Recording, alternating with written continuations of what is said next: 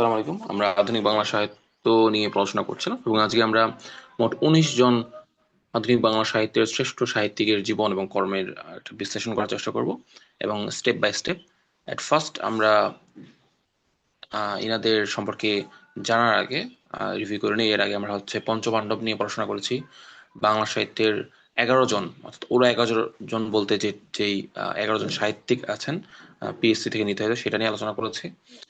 তারপর আমরা আলোচনা করেছি বাংলা সাহিত্যের আহ, রবীন্দ্রনাথ পরবর্তী সময়ে পঞ্চপাণ্ডব, তারপর আলোচনা করেছি বাংলা সাহিত্যের মোট 10 জনকে নিয়ে, সাহিত্যিককে নিয়ে। তারপরে আমরা 16 জন সাহিত্যিক নিয়ে আলোচনা করছি এবং আজকে আমরা সর্বশেষ 19 জন সাহিত্যিককে নিয়ে আলোচনা করব এবং এই সাহিত্যিকদেরকে নিয়ে আলোচনা করার মধ্য দিয়ে আমরা আধুনিক বাংলা সাহিত্যের মোটামুটি একটা ফাউন্ডেশন আমাদের স্ট্রং হবে এবং তারপরে আমরা আরো বেশি বিস্তারিত প্রত্যেকজন সাহিত্যিক সম্পর্কে বা একটু বড় পরিসরে বা একটু ডিবেট করার ট্রাই করব। আজকে দিয়ে আমাদের যে প্রিলিমিনারি কথাবার্তা, প্রিলির জন্য কিংবা তাদের সম্পর্কে খুব সংক্ষিপ্ত যে জিনিসগুলো জানা দরকার সেগুলোর যে সিরিজটা, সেটা শেষ হচ্ছে আজকের মাধ্যমে। তো একদম শুরুতে আমরা যেখানে যাব সেটা হচ্ছে যুগস্রষ্টা এবং প্রথম পথ প্রদর্শক, অর্থাৎ আমরা যে 19 জনকে নিয়ে আজকে আলোচনা করবো তাদের মধ্যে প্রথম 3 জনকে আমরা দেখতে পাচ্ছি। প্রথমে আছেন গিরিশচন্দ্র সেন, তারপরে আছেন স্বর্ণকুমারী দেবী এবং তারপরে আছেন কামিনী রায়। এই 3 জনকে বলা হয় যুগস্রষ্টা বা প্রথম পথ প্রদর্শক হিসেবে এই 3 জনকে আমরা নিতে পারি। দেখি প্রথমে গিরিশচন্দ্র সেন, যার যার জন্মসাল হচ্ছে 1835 এবং মৃত্যু হচ্ছে 1910, যাকে ভাই গিরিশচন্দ্র সেন নামে ডাকা হয়। তিনি পবিত্র কুরআন শরীফ প্রথম পূর্ণাঙ্গভাবে বাংলায় অনুবাদ করেন 1886 সালে। খেয়াল করবো, 1835 সালে জন্ম, 1886 সালে তিনি অনুবাদ করেন। তার শ্রেষ্ঠ কাজ হচ্ছে তাপসমালা, যেটা জীবনী গ্রন্থ। তাহলে গিরিশচন্দ্র সেনের জীবনী গ্রন্থ হচ্ছে তাপসমালা। গিরিশচন্দ্র সেনের জীবনী গ্রন্থ কি? তাপসমালা। তাপসমালা গিরিশচন্দ্র সেনের জীবনী গ্রন্থ। তারপর দেখলাম স্বর্ণকুমারী দেবী, যিনি প্রথম সার্থক মহিলা উপন্যাসিক। প্রথম সার্থক মহিলা উপন্যাসিকের নাম হচ্ছে স্বর্ণকুমারী দেবী। তার নামের শুরুতে রয়েছে স্বর্ণ, তার মানে তিনি অনেক দামি। এবং তিনি কি দামের কাজ করেছেন? প্রথম সার্থক মহিলা উপন্যাসিক হিসেবে তিনি পরিচিত। তিনি 1855 সালে জন্মগ্রহণ করেন এবং 1932 সালে মৃত্যুবরণ করেন।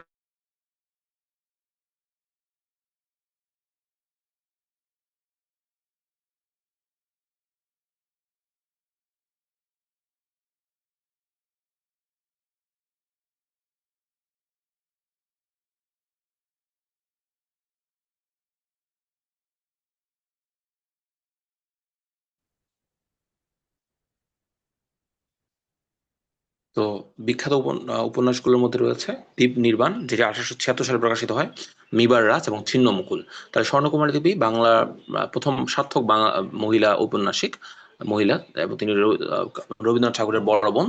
ভারত স্ত্রী পত্রিকা, ভারতীয় পত্রিকা সম্পাদনা করেন এবং তার বিখ্যাত উপন্যাস কি? দ্বীপ নির্মাণ, মিবার রাজ এবং ছিন্নমুকুল। এরপর আসি কামিনী রায়, যিনি 1864 সালে জন্মগ্রহণ করেছেন, 1933 সালে মৃত্যুবরণ করেছেন। তিনি প্রথম স্নাতক বা অনার্স ডিগ্রিধারী মহিলা। প্রথম স্নাতক বা অনার্স ডিগ্রিধারী মহিলা হচ্ছে কামিনী রায়। তার বিখ্যাত কাব্যগ্রন্থ হচ্ছে আলো ও ছায়া, নির্মাল্য, অশোক সঙ্গীত। আলো ও ছায়া, নির্মাল্য, অশোক সঙ্গীত। আমরা একটি খুব বিখ্যাত আহ লাইন জানি, খুব বিখ্যাত একটা পঙ্ক্তি বা উক্তি জানি: সুখ সুখ করি কাদনার, কোথায় সে সুখ, কোথায় সে সুখ। এটি কামিনী রায়ের লেখা। যুগস্রষ্টা প্রথম পথ প্রদর্শক হিসেবে আমরা এখানে গিরিশচন্দ্র সেন 1835 থেকে 1910, স্বর্ণকুমারী দেবী 1855 থেকে 1932, কামিনী রায় 1864 থেকে 1933, এই 3 জন সম্পর্কে জানলাম এবং এই 3 জনের কাজ সম্পর্কে জানলাম। এরপর পরে আমরা যাদের সম্পর্কে জানবো তারাও একটা বিখ্যাত জনরা থেকে আসে, সেটি হচ্ছে মুসলিম রেনেসা এবং সমাজ। জনরা বলে ভুল হবে, তারা একটা বিখ্যাত ক্যাটাগরির মধ্যে আমরা ফেলতে পারি তাদেরকে। এই যে ক্যাটাগরিগুলো, এগুলো আমাদের ক্লাসিফাই করা আমাদের দ্বারা, এগুলো হচ্ছে বাংলা সাহিত্যের ক্যাটাগরি না, হ্যাঁ, আমাদের দ্বারা ক্লাসিফাই করা। তো মুসলিম রেনেসা ও সমাজ চিন্তার স্থপতি 2 জনকে আমরা এখানে দেখতে পারি: এস ওয়াজেদ আলী এবং ইব্রাহিম খা। এস ওয়াজেদ আলী, ইব্রাহিম খা। এস ওয়াজেদ আলী 1890 সালে জন্ম করেন, 1951 সালে মৃত্যুবরণ করেন। 1890 জন্ম, 1951 মৃত্যু। ইব্রাহিম খা 1894 জন্ম, 1978 মৃত্যু। এস ওয়াজেদ আলী তিনি উদার ও মানবতাবাদী প্রাবন্ধিক। এস ওয়াজেদ আলী তিনি উদার ও মানবতাবাদী প্রাবন্ধিক। এবং ইব্রাহিম খা, নাম শুনে বুঝতেছি, ইব্রাহিম খা তিনি হলেন মুসলিম রেনেসাঁর অন্যতম অগ্রদূত। এস ওয়াজেদ আলীর যে প্রবন্ধ, যেহেতু তিনি উদার ও মানবতাবাদী প্রাবন্ধিক, তার প্রবন্ধের নামগুলো ভারত, ভবিষ্যতের বাঙালি, ভারতবর্ষ। তার গল্পগ্রন্থ হচ্ছে গুলদস্তা এবং মাসায়েক। গুলদস্তা এবং মাসায়েক। ইব্রাহিম খাঁর নাটক রয়েছে আনোয়ার পাশা, কামাল পাশা। তাহলে আনোয়ার পাশা, কামাল পাশা এগুলো কে লিখেছেন? ইব্রাহিম খাঁ লিখেছেন। এগুলো নাটক, এগুলো উপন্যাস না, প্রবন্ধ না, গল্প গ্রন্থ না, এগুলো নাটক। এবং ভ্রমণ কাহিনী লিখেছেন ইস্তাম্বুল যাত্রীর পথ, এটি খুবই গুরুত্বপূর্ণ একটি ভ্রমণ কাহিনী, ইস্তাম্বুল যাত্রীর পথ। আহ, আহ, বাংলা সাহিত্যের খুব গুরুত্বপূর্ণ এই ভ্রমণ কাহিনী, এটি ইস্তাম্বুল যাত্রীর পথ। তাহলে এস ওয়াজেদ আলী এবং ইব্রাহিম খাঁ, এই দুজন মুসলিম রাইটার ও সমাজ চিন্তার স্থপতি হিসেবে এই দুজনের জন্য আমরা দিতে পারি। এবার দেখি মহাকাব্যিক গবেষণা ও সমাজ বাস্তবতা। এখানে দুজনকে আমরা পাই, ডক্টর আহমদ শরীফ এবং বিনয় ঘোষ। ডক্টর আহমদ শরীফ এবং বিনয় ঘোষ। আহমদ শরীফ 1921 সালে জন্মগ্রহণ করেন, 1999 সালে মৃত্যুবরণ করেন। বিনয় ঘোষ 1917 সালে জন্মগ্রহণ করেন, 1980 সালে মৃত্যুবরণ করেন। আহমদ শরীফ মধ্যযুগের বাংলা সাহিত্যের শ্রেষ্ঠ গবেষক। মধ্যযুগের বাংলা সাহিত্যের শ্রেষ্ঠ গবেষক হলো এই আহমদ শরীফ। আহমদ শরীফ নিজে আধুনিক যুগের কবি, কিন্তু তিনি যে গবেষণাগুলো করতেন সেগুলো মধ্যযুগের বাংলা সাহিত্য নিয়ে গবেষণা। এই জন্য তিনি মধ্যযুগের বাংলা সাহিত্যের শ্রেষ্ঠ গবেষক। মানে বিষয়টা এমন না তিনি মধ্যযুগের সাহিত্যিক, তিনি হচ্ছে আধুনিক সাহিত্যিক, বাট তিনি গবেষণা করতেন মধ্যযুগের বাংলা সাহিত্য নিয়ে। তার বিখ্যাত গ্রন্থ হচ্ছে বাঙালি ও বাংলা সাহিত্য, যেটি দুইটি খণ্ডে, এবং বিচিত চিন্তা, এটি আরেকটি। তার বিখ্যাত গ্রন্থ বাঙালি ও বাংলা সাহিত্য, দুইটি খণ্ডে রয়েছে এটি, আরেকটা হচ্ছে বিচিত চিন্তা। বিনয় ঘোষ তিনি বিশিষ্ট সমাজবিজ্ঞানী এবং গবেষক। তার বিখ্যাত কাজ হচ্ছে বাংলার সামাজিক ইতিহাসের ধারা, কলকাতা কালচার এবং বাদশাহী আমল। একটা জিনিস খেয়াল করি, আমরা যে ক্যাটাগরিগুলো করেছি, মহাকাব্যিক গবেষণা এবং সমাজ বাস্তবতা, এই ক্যাটাগরির উপর বেস করে, অর্থাৎ কোন ধরনের সেটি লেখা, বা ওই ওই সাহিত্যিক কোন ধরনের লেখা লিখতেন, এই ক্যাটাগরির উপর অনেকটাই বোঝা যায় কিন্তু। যেমন বিনয় ঘোষ বাংলার সামাজিক ইতিহাসের ধারা এবং কলকাতার কালচার, বাদশাহী আমল, এগুলো এই এই এই বিখ্যাত কাজগুলো লিখেছেন। এগুলো কিন্তু মহাকাব্যিক গবেষণা সমাজ বাস্তবতার সাথে জড়িত। আমরা একটি টিপস দেখতে পাচ্ছি, মধ্যযুগের সাহিত্য নিয়ে কোনো প্রশ্ন উত্তর না জানা থাকলে অপশনে ডক্টর আহমদ শরীফ থাকলে সেটি গুরুত্ব দিয়ে দেখতে হবে আমাদেরকে। ঠিক আছে, কারণ ডক্টর আহমদ শরীফ মধ্যযুগ সাহিত্য নিয়ে খুবই সোচ্চার ছিলেন। পরবর্তীতে আমরা যাদেরকে নেট দেখবো, তাদেরকে যেই জনরাতে ভাগ করা যায় সেটা হচ্ছে ব্যঙ্গ, নাটক এবং সমাজ বাস্তবতা। আবুল মনসুর আহমদ এবং নুরুল মোমেন। আবুল মনসুর আহমদ 1898 সালে জন্মগ্রহণ করেন এবং 1979 সালে মৃত্যুবরণ করেন। নুরুল মোমেন 1908 সালে জন্মগ্রহণ করেন, 1989 সালে মৃত্যুবরণ করেন। তো আবুল মনসুর আহমদ খ্যাতনামা রাজনীতিবিদ এবং রম্য সাহিত্যিক। তিনি বিখ্যাত ব্যঙ্গাত্মক গ্রন্থ হচ্ছে আয়না এবং ফুড কনফারেন্স। আয়না এবং ফুড কনফারেন্স তার বিখ্যাত ব্যঙ্গাত্মক গ্রন্থ, আয়না এবং ফুড কনফারেন্স। আত্মজীবনীমূলক গ্রন্থ হচ্ছে আমার দেখা রাজনীতির 50 বছর, যেটি অত্যন্ত গুরুত্বপূর্ণ আবুল মনসুর আহমদের, আমার দেখা রাজনীতি 50 বছর। এবং নুরুল মোমেন তিনি নাট্যকার ও রম্য লেখক। তার বিখ্যাত নাটক হচ্ছে নেমেসিস, খুব বিখ্যাত, 1968 সালে প্রকাশিত হয়। এটি খুবই গুরুত্বপূর্ণ নেমেসিস। এবং আরেকটি হচ্ছে রূপান্তর। নেমেসিস এবং রূপান্তর এই দুটি নুরুল মোমেনের লেখা। আমার দেখা রাজনীতি 50 বছর, এটা আত্মজীবনী মূলক আবুল মনসুর আহমেদ লিখেছেন, এবং ব্যঙ্গাত্মক গ্রন্থ লিখেছেন আয়না ও ফুড কনফারেন্স, আবুল মনসুর আহমেদ। এরপরে জনাতে দেখি মহাকাব্যিক আখ্যান ও জীবন সংগ্রাম।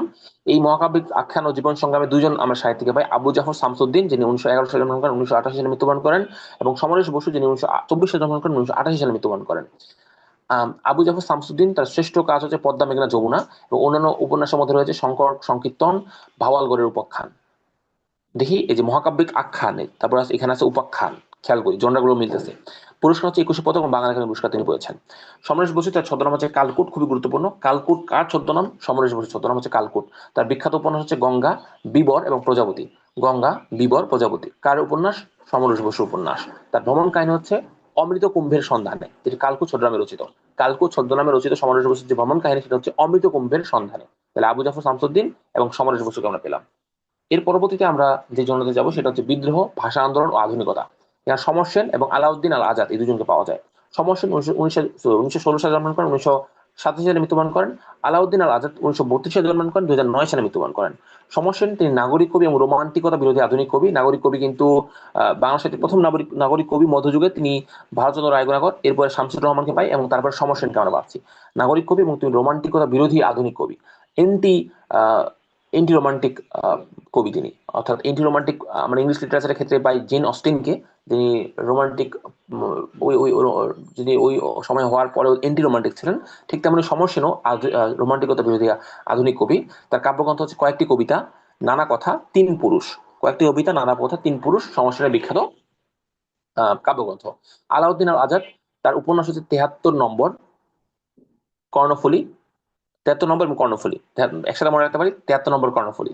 ঠিক আছে, এবার মনে রাখতে পারি 73 নম্বর কর্ণফুলী আলাউদ্দিন আজাদের উপন্যাস। নাটক হচ্ছে এহো এহো দুদ্দুনিয়া এবং মরক্কোর জাদুঘরি।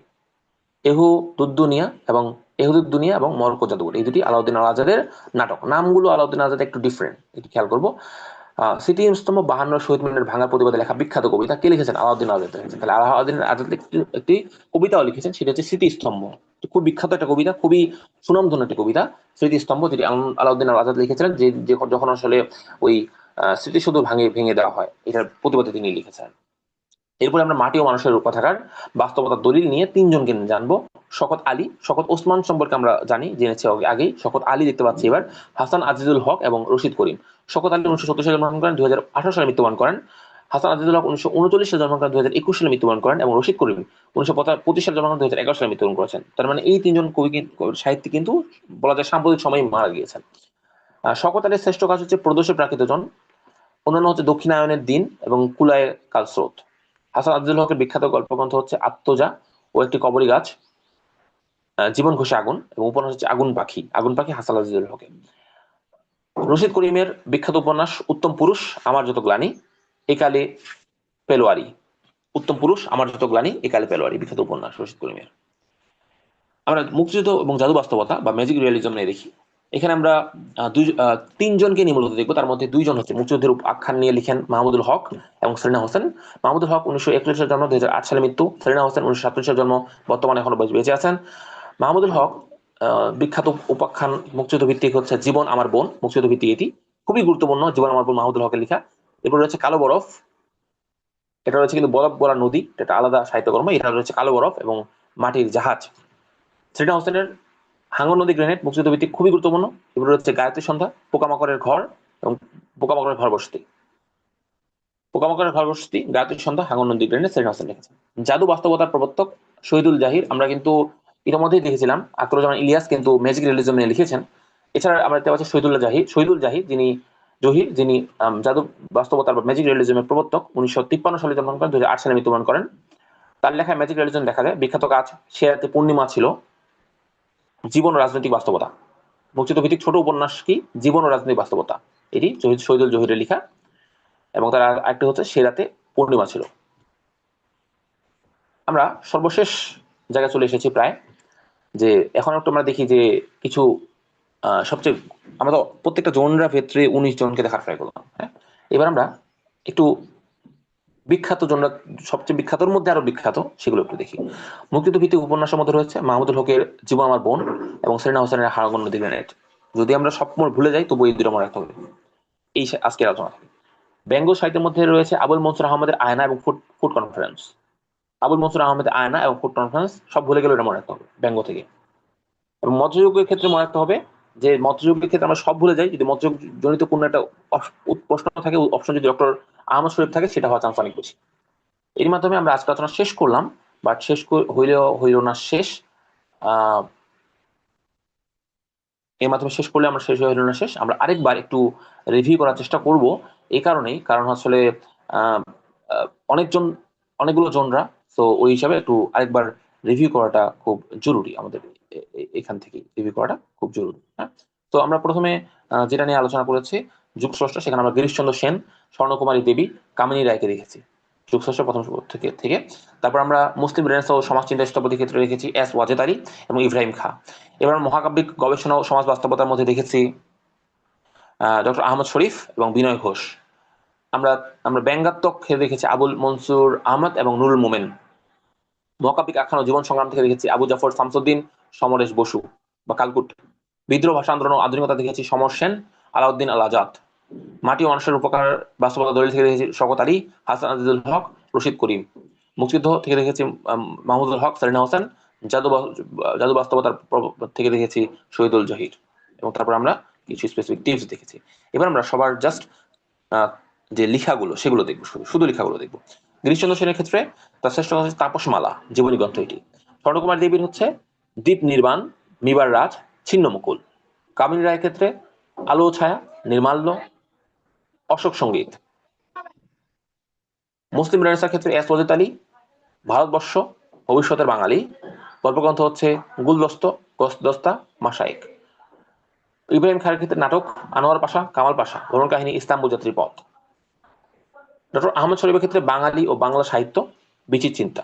বিনয় ঘোষের ক্ষেত্রে বাংলার সামাজিক ইতিহাসের ধারা, কলকাতার কালচার, বাদশাহী আমল।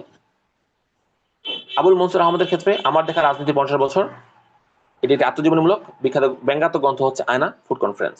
নুরুল মোমিনের ক্ষেত্রে বিখ্যাত নাটক হচ্ছে নেমেসিস এবং রূপান্তর। মহাকাব্যিক আকারের ক্ষেত্রে আবু জাফর শামসুদ্দিন, পদ্মা মেঘনা যমুনা, শঙ্কর শঙ্কর সংকীর্তন, ভাওয়ালগড়ের উপাখ্যান। সমরেশ বসু কালকুট, তার বিখ্যাত উপন্যাস গঙ্গা, বিবর, প্রজাপতি। ভ্রমণ কাহিনী অমিত কুম্ভের সন্ধানে কালকুট চোদ্দনামে লিখেছেন। সমর সেন কয়েকটি কবিতা, নানা কথা, তিন পুরুষ। আলাউদ্দিন আল আজাদ স্মৃতি স্তম্ভ, উপন্যাস ৭৩ নম্বর, কর্ণফুলী, ইহুদুদ্দিনিয়া, মরক্কোর জাদুঘর।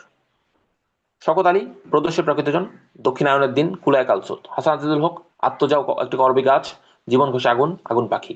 রশিদ করিম উত্তম পুরুষ, আমার যত গ্লানি, একালে পেলোয়ারি।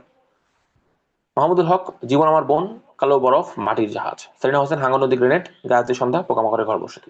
জাদু বাস্তবতার প্রবর্তক শহীদুল জহিরের লেখা সেই রাতে পূর্ণিমা ছিল, জীবন রাজনৈতিক বাস্তবতা। আমরা দেখে ফেললাম রিভিউ। এবার আমরা তাদের সম্পর্কে আরেকবার বিস্তারিত রিভিউ দেখব।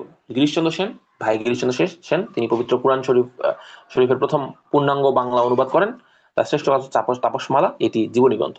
স্বর্ণকুমারী দেবী প্রথম সার্থক মহিলা ঔপন্যাসিক, তিনি রবীন্দ্রনাথের বড় বোন। তার বিখ্যাত উপন্যাস এবং তিনি ভারতীয় পত্রিকা সম্পাদনা করেছেন। তার বিখ্যাত উপন্যাস হচ্ছে দ্বীপ নির্বাণ, মিবার রাজ, ছিন্নমুকুল। কামিনী রায় তিনি প্রথম স্নাতক ডিগ্রিধারী মহিলা। তার বিখ্যাত কাব্যগ্রন্থ হচ্ছে আলো ও ছায়া, নির্মাল্য, অশোক সঙ্গীত। তিনি বিখ্যাত একটি প্রবন্ধ লিখেছেন, সুখ সুখ করি না, সুখ সুখ করি কেদু না আর, কোথায় শিশু, কোথায় শিশু।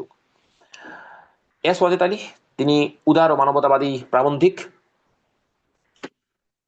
তার প্রবন্ধ হচ্ছে ভারতবর্ষ, ভবিষ্যতে বাঙালি। গল্পগ্রন্থ হচ্ছে গুলদস্তা এবং মাসায়েক।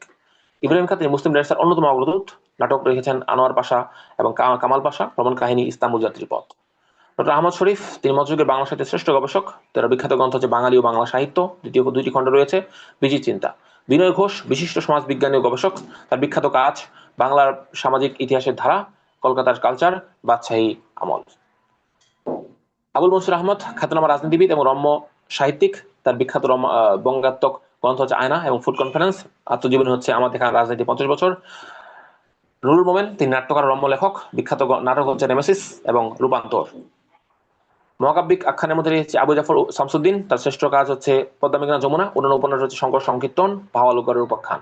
এবং তিনি 21 পদক বাংলা একাডেমি পুরস্কার পেয়েছেন। সমরেশ বসু ছদ্মনাম কালকুট, বিখ্যাত উপন্যাস গঙ্গা, বিবর এবং প্রজাপতি। ভ্রমণ কাহিনী লিখেছেন অমিত কুম্ভের সন্ধানে, কালকুট ছদ্মনামে। সমর সেন তিনি নাগরিক কবি এবং রোমান্টিকতা বিরোধী আধুনিক কবি।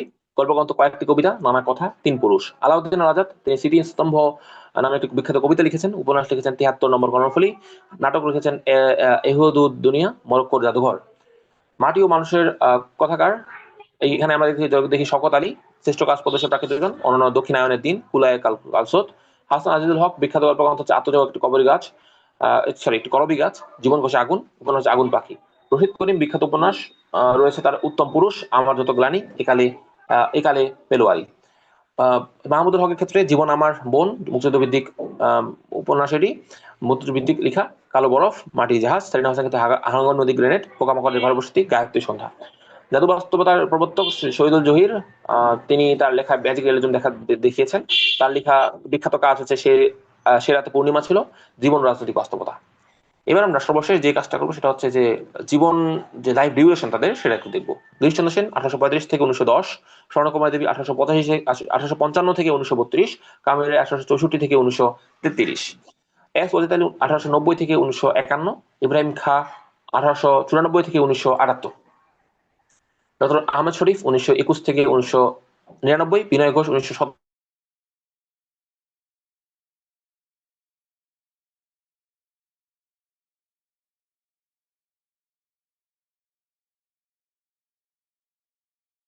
থেকে 1980, আবুল মনসুর আহমদ 1898, আবু জাফর শামসুদ্দিন 1911 থেকে 1988, সমরেশ বসু